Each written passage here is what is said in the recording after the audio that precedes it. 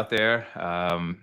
It's Nick. We have Mona here. We have Alina. Hello, hello. We're just about to start shortly. Just give us maybe about a couple of minutes. But for those that are entering the chat, if you guys are staying through the entire podcast, we would love to hear from you. If you're able to leave some questions, the topic we're talking about today is going to be on when you're feeling stuck, how we can get out of that by reframing our thoughts. And we have an incredible expert with us, Mona, and she's truly a godsend. So I feel like if you have a shot to listen to this all the way through, you're truly going to be in for something really special, and hopefully it can help you get out of the stuck situations that you may be in. But yeah, if you have any questions, please feel free to ask them in the chat, and we'll get to them at the end. We'll be talking for maybe 20 minutes or so, and then the rest of the time we'll use for questions. So just really grateful to be here with you guys and with these two amazing ladies that are joining us today. Super exciting to be here. I'm excited to hear what Alina has to say too. I know. Very, very I know excited. it is like it's Alina, for those that are out there, she's a part of the Gen Z population, but a very old soul in a Gen Z body, I would say, and you don't see many people like that, so it's always a blessing to be able to have her share her wisdom and her ideas about maybe how we can get others into the right mindset to navigate, I feel like, a really difficult time period that's going on all across the world. It's actually really one of my favorite things to do. My oldest son is 14, and just asking him, explain your rationale to me, because the way he thinks is so different than the way I was brought up thinking. And so it's always, for me, it's so nice to expand my own understanding of what a frame and a reframe is, and how this next generation is consuming information so quickly, and how that is shifting how they think, when they feel, when they trust their feelings. I think all of it is so fascinating. Yeah, thank you for such a beautiful intro, Nick. And I learned all of this from, people who are doing things like this. So it all starts with watching a podcast like this and things like that, just to start, being mindful of your mental health and all things around it. Yeah, for sure. All right, well, why don't we kind of get started? All right. Do you ever feel like no matter what you do, you feel stuck in the same place? Like every time you take a step forward, it feels like you're taking 10 steps back. Or maybe you're scared to make a decision because it may be the wrong one. Mhm. Well, if this sounds familiar to you, then you're in the right place to hear today's episode on feeling stuck and reframing our way out of that. Welcome to the AlignUs podcast. I'm your host, Dr. Nikhil Sharma, and I'm so grateful to have you all here with us today. For the past 2 years, I've spent the time making a difficult transition from being a physician working in the hospital to pursuing my soul's calling and becoming an entrepreneur. Through this podcast and the lessons I've learned and the incredible people I've met, we're hoping to spark and inspire you out there for you to be able to pursue your own soul's calling. Joining me today is my co-host, very old soul in a Gen Z body, and a social media manager, Alina Schaub. Welcome, Alina. Hi, everyone. Thank you, Nick. Glad to be here. Yep, love having you here. And of course, we are so grateful to have back with us the goddess of the reframe and the inventor of the 9-minute reframe, Mona Patel. Hi, everyone. I'm so excited to be here.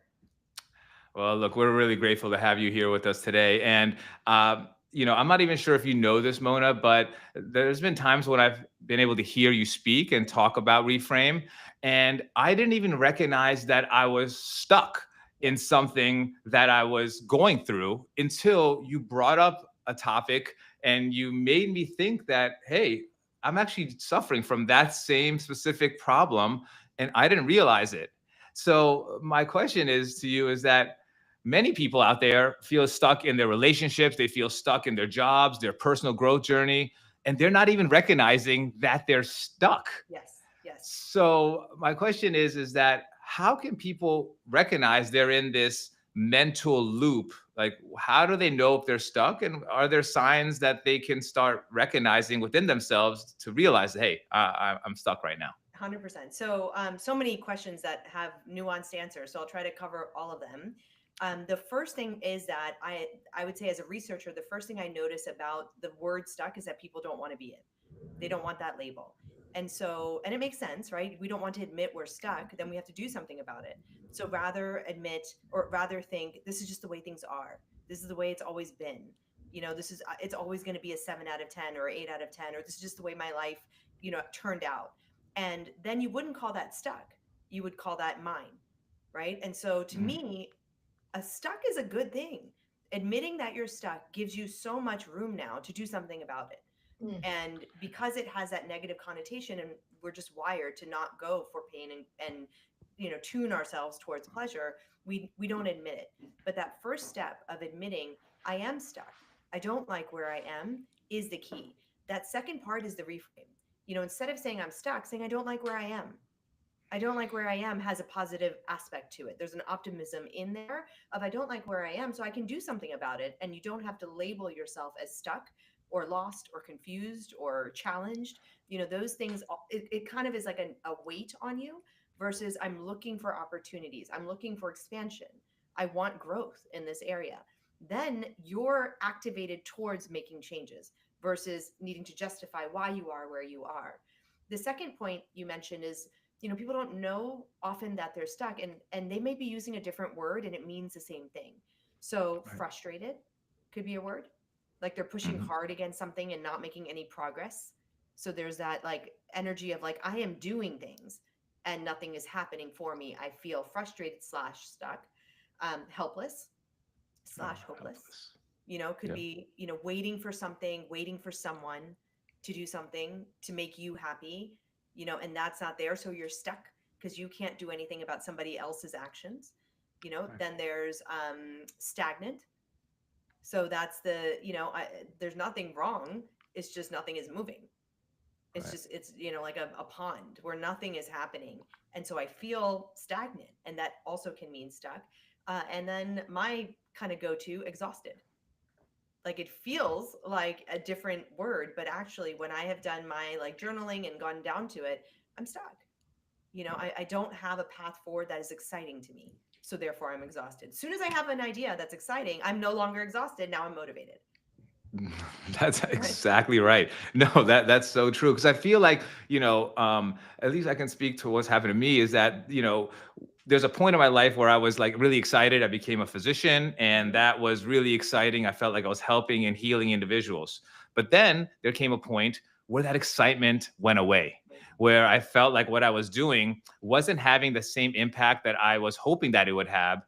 And then I started noticing myself having this resentment, feeling stagnant, Yes. feeling like I wasn't able to reach my full potential about where I was in my current working condition. That led me to feel burnt out, Hmm. and that started to make me feel stuck. Yes. And what happens is that when you start feeling stuck, you feel pain. There's literally a pain that goes through our body, and when we feel pain, our nervous system doesn't like that. Our nervous system is trained to make us feel safe, make us feel comfortable. Even though it could be in pain, it's more that it's a way of for us to be able to cope in a more in a way that's comfortable and that's known to us for a long period of time. The thing is though, we all kind of deal with that pain in different ways, and oftentimes I feel like either you're going to numb your way through it, Hmm. or you're going to try to overly do it by fixing it, or overthinking things. So, it's really interesting when we get to this stuck pattern, like how our nervous system shows up in a specific way that keeps us even more paralyzed, you That's right. know? And then you don't have your great ideas because your Exactly. amygdala, you're making your stories your truth. You can't see the opportunities that potentially you could see if had you had a clear mind and an optimistic perspective. Your reticular activating system is now reinforcing that the world is out to get you, or that you are where you are because you need to, and it continues to spiral. And then the concept of like, this is just the way it is, it starts to make sense because it has been for a long time. I think the other thing is like longevity. People associate like having an issue for 10 years as like, well, now I'm stuck. Yeah. It's like, Yeah. well, you're just as stuck as you were in the first minute, and Yeah. you're just as able to get out of it as in that first minute. Yeah. Yeah, and so what you're saying about the reticular activating system is so true, and it just compounds Yeah. the same neuronal patterns that we have been programmed since a very young age to believe and to think in. You know, our parents, society have programmed us to be a certain way. It's just that when we get to a certain age or we're in certain situations, we realize that the way that we've been living isn't resonating with the way we need to continue to be living. Yeah. And in order for us to be unstuck or to change, we need to be open to a possibility that there's other ways of reaching a solution. Because when you're when you remain Asterisk. stuck, Star, asterisk. exactly.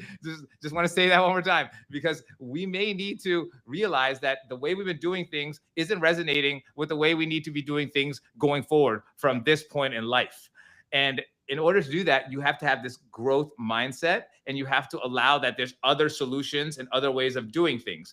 And what's brilliant and amazing is our brain has the ability to rewire itself. That is called neuroplasticity, where we are forming new synapses with different neurons that are opening up pathways for us to figure out solutions to a problem that we couldn't figure out before. This Yeah. is going to probably connect us into reframing, but I'll offer a hack that I think for me has been a game changer in this growth mindset space. So if I am Mona and I want to change my behavior because I have all these things in my mind about who Mona is, what she likes, what she doesn't like, I find it harder to get into that growth mindset and start changing my behavior. So for me, it's always 2.0. She's here. There's a new version of Mona that is already here. Otherwise, I wouldn't feel stuck. So stuck, this is why I said I get excited now when I feel stuck, because when I feel stuck, it's like, she's here. She's here. She's here to I tell love me that. something. She's here to take me somewhere. And I can release now the things that I was, including parts of my identity, Yeah. like that Yeah. I am a go-getter. Not always. Sometimes I take a nap, Right. that I am direct. Not always. Sometimes I shut up and I don't say anything because no one's paying me to say it. Right. So Yeah. I have nuances to who I am. And so when I feel stuck, to me, it's like another layer that I get to shed and step into a version of me that I want to be. And then the change is not as scary. It's not like, oh, I gotta work out 5 times a day and I don't want, 5 times a week and I don't want to. It's, oh, the healthier version of me that wants the next phase of her life to be smooth is here. Yeah. And I then I I'm like her. that. Yeah. It's a great reframe. Like, it I, doesn't hit everyone, but if it hits you, it's like a life-changing reframe. No, that's I love that. great. I love that. And I was going to say, like, so we went over the first step, which is simply becoming, cognizant of the feeling of being stuck and all of that. And now you're aware of it. And I think the second step is just understanding that one, you have to be gracious with yourself and it's not going to happen overnight. And two, it's not going to be easy. Like we were talking about earlier, these aren't going to be, it's not exactly what you planned in your head and life is never going to go that way. So the sooner you adapt to changes like that and knowing, okay, I feel stuck, but I can choose, I have the ability to choose, am I going to stay here stuck now that I've become aware of it? Or am I going to take the uncomfortable step and change that, because no one's coming to save you. You are the only one who can do that for yourself. But be gracious with yourself throughout the entire process. Don't be hard on yourself, even if you have been stuck for the past 10 years. You can get out of it the next second. Yeah. It's so true. Yeah, I mean, I feel like, and when we get to that point of feeling like, oh my God, I'm stuck, I'm not where I'm supposed to be, we tend to start like guilt or shaming ourselves a lot because we start thinking about decisions we made in the past that has maybe gotten us to this point, that maybe we could have maybe done things differently. But once I started realizing that I'm exactly where I need to be right now, that all the mistakes or all the lessons, sorry, let me reframe that, lessons that I've learned along the way. And that's a major reframe, by the way, guys. Like, and make sure you look at everything that's happened in your life, not as a failure, not as a mistake, but really, if you can look at it as a lesson, that has helped me get to this moment where I've now become self-aware. And I've become self-aware that where I'm at right now isn't where I need to be, but I'm now recognizing it. And I need to now find solutions to get me to where I need to go. And being compassionate to yourself is very, very important because of those mindsets and those things that and those thoughts that start coming into your brain. But then allowing yourself the knowledge that, hey, this change is going to take some time. Our body has been conditioned for the past 30, 40 years to be a certain way and do things a certain with a certain vigor and a certain approach. And to change that, that takes time. That's going to take months, if not years. But I'm now going to start that journey because I want something different in my life. And that's when you become empowered to make those moves. I mean, just a nuance that has helped me also is it takes time because you're looking at the outcome or some endpoint, Mm. but actually it's just like every moment you have an opportunity to shift and you're doing it and you are already winning in the moment, because the it takes time. Like if you're doing it now, then it's not taking time. It's happening right now. If this moment I eat something healthy versus continue to stay in my stuckness of feeling like I need to eat or I'm pulled to eating, let's say, then in this moment I'm winning and I'm Mm. not stuck in this moment. And that is freeing. And then when you do that, you'll want more of that feeling. Yeah, I love that. And I'm thinking, nowadays, especially with the new generation, they're younger. Everything's really digitized. People are constantly on their phones, and when you're constantly on your phones and you're having all this awareness of what's all going around in the world, sometimes that's too much awareness of what's happening. And what happens to at least to me, is that I start at times maybe comparing myself as to, man, like I'm not where I'm supposed to be for a 43-year-old individual. I'm not married. I'm not having this much, money in my bank account or whatever it is. I just feel like a lot of what's happening in society these days is causing more and more people to get stuck because they are looking at other individuals and having to battle within themselves. Like, well, I see what's out there or what could be out there, and I don't feel like I have that. And so, Alina, I know, being a part of the Gen Z population, what are some of the things that are happening in your population that are keeping people stuck? Yeah, so it's just like you said. I mean, when we have these phones at our constant disposal and you are constantly scrolling, you are getting bits and pieces of everybody's life, hundreds of people all the time, and it can never stop if you don't put a limit on it. And not only that, but these clips can be, 30 seconds long in total, and each clip is 1 second, and it's just a highlight reel of these people's lives. And I know this isn't something that, you're you're probably heard of this before. I mean, we're all used to the idea now that social media, controls comparison in our brain, and that's one of the first places that you can go if you want to get stuck, is staying on your phone and doom scrolling and things like that. And one of just the simple changes, because we all have these phones now, right? It's not like we're all just going to throw them in the trash and go off the grid. And as much as some of us would love to do that, that's not really the case, and that's not ideal. So simple ways to just limit that from happening simply from the phone is just put time limits on apps. I have somewhere, a certain app I'll only be able to do 30 minutes to an hour a day. Or if I am scrolling for work per se, since I'm in the social media management, I'll put a 15-minute timer. Okay, I'm scrolling to find this type of content and then I'm done. I have to have a cutoff. So it all comes back to taking accountability of getting out of that stuck situation. It starts with things like that. Like, no one's gonna come over and ground you from your phone and lock it away unless you're a child or something like that. So you have to be the one to say, okay, I don't feel well and I've been on my phone for however many hours a day. What can I do to stop feeling like I'm not doing ABC, what I need to do? Yeah, no, that makes sense. And like I said, this world is becoming more and more distracted, and so that distraction is keeping us, less aware of who we are and what it is that we truly want, and focusing ourselves on external factors. And I think that's kind of something that we need to be honing back in and focusing more on ourselves. And so, Mona, question: so when somebody recognizes that they're stuck, physically, maybe not physically, but more emotionally stuck after they've become more self-aware, what are some strategies that they can maybe use at home to start that process of getting like unstuck, because there are some very rigid individuals, out there, and their mindsets are so fixed, and I feel like, and I think we know a lot of them. I can We speak a do. lot for like Indian families and Yeah, parents, we do.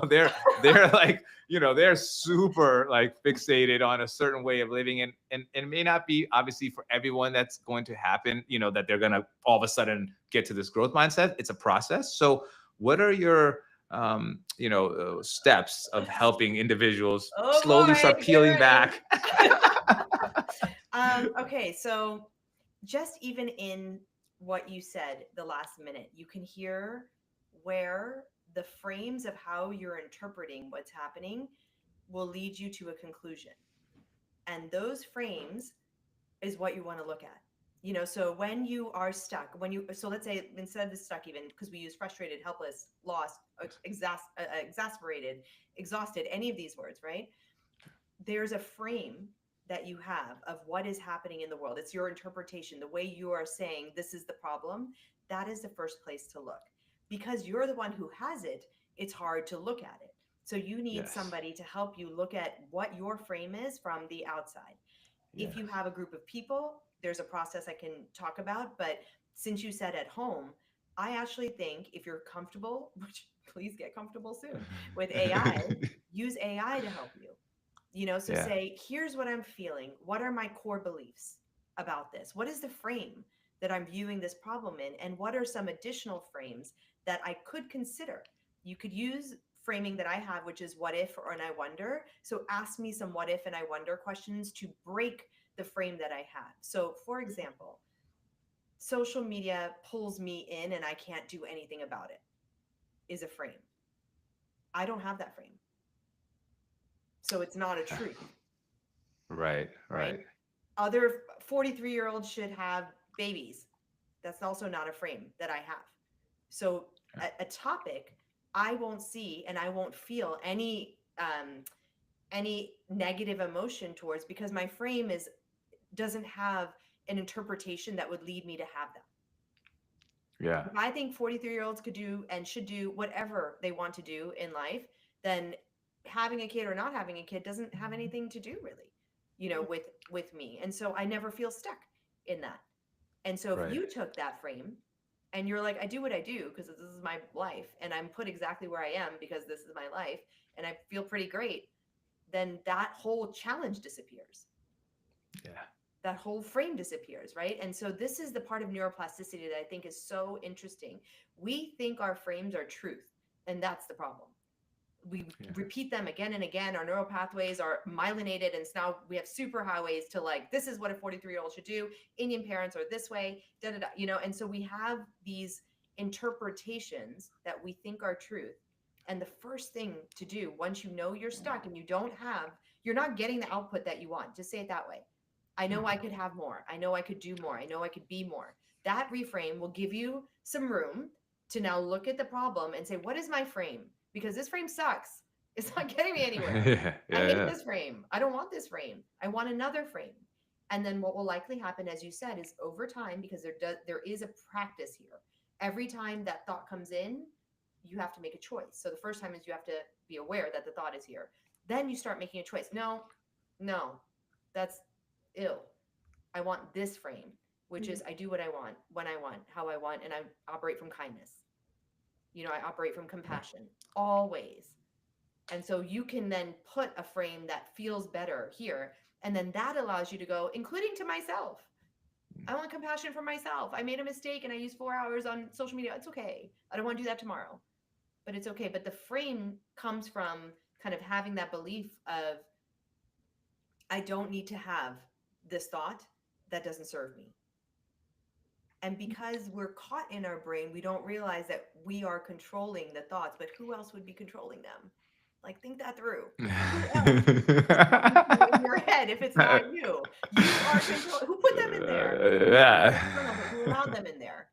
And so taking that personal responsibility of I had some seeds planted and they sprouted and now I have trees, but these trees aren't serving me. So I have to be warned about the thoughts that come from those trees. They're not healthy for me. And even though I've been taught that, from rough upbringings and life circumstances, I don't need to keep doing that. I do get to choose. Alina said it beautifully. I get to choose. And that choice, because we don't make it, that's the third step, right? So you're admitting I have the emotion that I don't want. Then what is the frame that is leading me to have that emotion, because I don't want that. So then the choice of not wanting a frame that doesn't serve you is a little easier, right? So do you see how like these little Yeah. twists from like not saying I'm stuck to like I want more, from saying what is my frame? I don't want that frame. I want another frame, moves you faster through this transformation process than I'm stuck. I don't know what to do. And it's also their fault. It's social media's fault. It's the tariffs' fault. It's Trump's fault. It's everyone else's fault, which it is. But also, I can't do Yeah. anything about that. Yeah. What I can Exactly. do is limit my social media time so I am not frantic, and what I can do is hug my kids a little bit more, because I have control over that. And that makes me feel like the world is good and safe. That's Wow. right. I know. Like, did you hear these gems, man? Yes. Like, I was just like, I'm like having goosebumps out here, like being taught by It's a it guru, makes me man. so happy when people get out of being stuck. But the thing is, you Yeah. can't get out of being stuck until you're stuck. The contrast is there for a reason. There's something I said this accidentally on a stage, and I was like, I had my own goosebumps for myself. I was Yeah. like, how else would the universe let you know that you're not going in the right way? Mm. Beautiful. Like it's so true. Like we need to look at certain experiences of life. It's kind of like I watched something recently when they were talking about how suffering, if we didn't go through suffering, then we wouldn't understand, we wouldn't have empathy. We wouldn't be able to connect to other humans, So Let me it's, tell you, it is a personal experience. I was quite a jerk, I would say, like 10 years ago. Um, No. no, I would say No. so. There was moments where I was like, I cringe at like things I Okay. said or how I thought, even, and Mm. going through suffering, having a lot of things happen that were really hard for me the last couple years has taught me empathy. I currently, and I've been tracking it, anytime someone says like, I don't like that person, I'm like, we don't know her story. Yeah. It's like immediate. We don't know her story. And honestly, having done hundreds of reframe sessions now, we are carrying so much. You will be so surprised at what people are carrying. And if you heard what I have heard, you will never be mean to anyone else ever again. People are carrying the worst things, Yeah. diagnosis and kids, and it's just horrendous. And so now I see people that way. I see Yeah. them as like fragile, not in a bad way, like be gentle. That's what I want to say. Yeah. Be gentle. People need more gentle. Yeah, you're getting far on the self-healing journey when you're like going to talk crap with your friends and then you catch yourself being like, well, Yeah. Yeah. her father Yes. child. Yes. Well, so and then yeah, so Like you're doing good with that. No, no. And the thing is like we put ourselves up on this a lot of resistance around us and in us. And so in that resistance, we all feel like we're doing. We're not being gentle. So imagine us for 1 second taking a step back and allowing some like room, and understanding other people's suffering. It'll allow you to actually get unstuck in a way, because you're now recognizing that your problems may be better than someone else's problems that they're going through, and it just allows you to have that gratitude that you're in a certain space, and maybe I can do something differently to help myself move forward. But Right. I think that part of that has to do with understanding suffering and empathy, and which is a big lesson I think people need to learn to And develop. yeah, and I would say, just to make it a little tactical, if you are feeling stuck, ask. This is the other part of the reframe method that I think is, we can hack for your home use. Um, Listen, like Listen. ask somebody, why do you think I'm stuck? Like, what are my blind spots? What do you see? And then be quiet. Like, don't All ask right. follow on questions. Don't do Yeah. it just for a couple minutes. 3 would be ideal. Just listen. Just say, I just want you to speak. I'm not going to interrupt you. I'm not going to judge anything you say. I can take some direct feedback. Like, why do you think I'm stuck here? What have you seen? And that will help you with the frame. And again, when you're listening, not from a defensive, like, well, you don't know me and you don't know whatever. It's more, I am trying to improve and I'm seeking data. There I'm it is. seeking data to inform where I'm going to go next. And if I don't see the data, I'm not making good decisions. So I better see the data. Yeah. And make sure you're careful about the person that you choose when asking that too, or Yes. else it could be like the blind leading the Yes. blind. So Yes. never No. take advice from somebody who's not either where you want to be in life or at least at, a calm mind frame to tell you right from wrong there.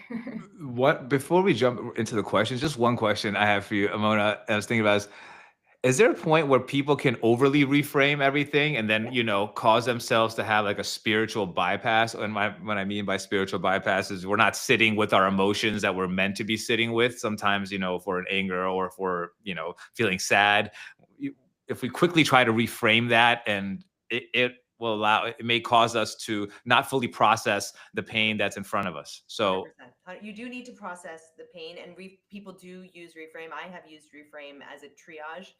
It's going to burst eventually. So, yeah, yes, it's an issue, but also it solves itself because you can only go so far without actually looking at the core wound that needs to be looked at, and that will yeah, come up again. But a reframe doesn't spin it into something positive. I think this is also the nuance that I figured out through the hardships of life. It just shows you the truth, and sometimes the truth is actually harder to take, but that pain will be one that once you feel, and if you know how to process, this is the other problem. People don't know how to process that pain. They feel it and they're like, this is the horrible. It is, sometimes it does feel horrible, but finishing that emotional kind of push that the body gives you for all those chemicals and hormones, that what completion of that, you will start to have different ideas come through your head because you'll be using different parts of your brain to solve the problem. Now it's not this is happening to me, it's this is an opportunity for me to get on a stage. I'm just going to do it. yeah. No, I love that. Thank you for kind of putting that all together for me. Are there any questions, from the audience that's out there that we can, try to help solve? I mean, Mona has been dropping absolute like gems today. It's truly, been a life changer. Every time I've been able to speak with her, I'm always able to learn something new about myself and how I can, help push forward in life's journey. Because you're right, it's not there's always going to be obstacles that are going to come into the way. There's going to be periods of life that even though we're ascending, there's going to be roadblocks, and we need to be able to have these tools. And I feel like reframe is one of the greatest tools we can use to help shift that mindset, and it can happen instantaneously. I can't even tell you the times that she's got me through numerous great obstacles. So grateful for it. Please use it. We have a question here. How do you know if you're actually stuck or just afraid to make the next move? Is if you're happy where you are, then it doesn't matter. But if either one of those is there, then the nuance of it doesn't even matter. It's like, this is why I said that reframe of I can do more, I can do better, I deserve more, I need more, right? That is what pulls you. And whether it's stuck or whether it's any of the other words that we used, we'll spend a lot of time kind of diagnosing when, in my experience, it doesn't matter what the diagnosis is. It's the desire to want more that pulls you out of that energy into a higher one. Yeah, well said. Okay, awesome. Is there anyone else out there? Is there anyone out there? Anyone out there? All right.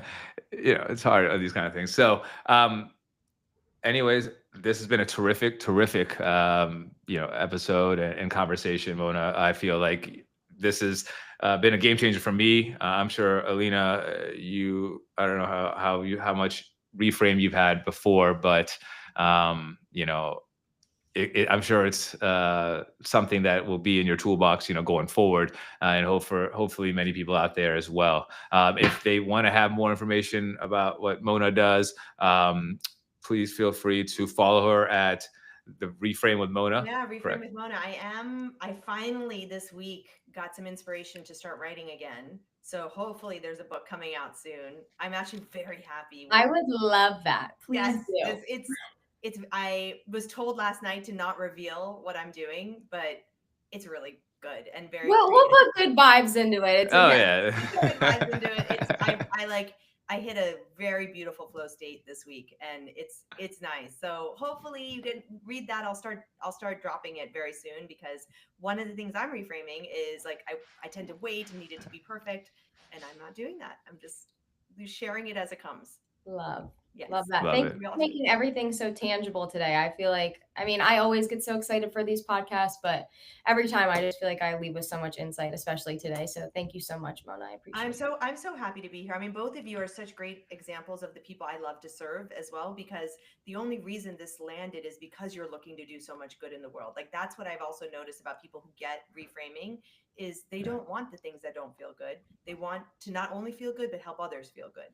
Yeah. And so when I get to help people like you, it's like it helps me, and it's beautiful Yeah, all around. it's a beautiful synergy that starts It's going, and everywhere. it just attracts all the good things and all Yeah. the blessings. And can't wait for that book to be put together, and seeing so many more great accomplishments from Imona. It's truly inspiring, and it kind of gets everybody in that right mindset that we can truly accomplish anything we would like to with the right mindset and the right intention. And truly, the one thing I realized is having the right people around you to help support you on this journey, because it's never something you can do alone, and it's something that as a collective we're all here to do together. And so thank you for all those that are listening. If there are any questions, please feel free to write us in the comments when we have this come out on YouTube. Until next time, peace. Bye. Bye.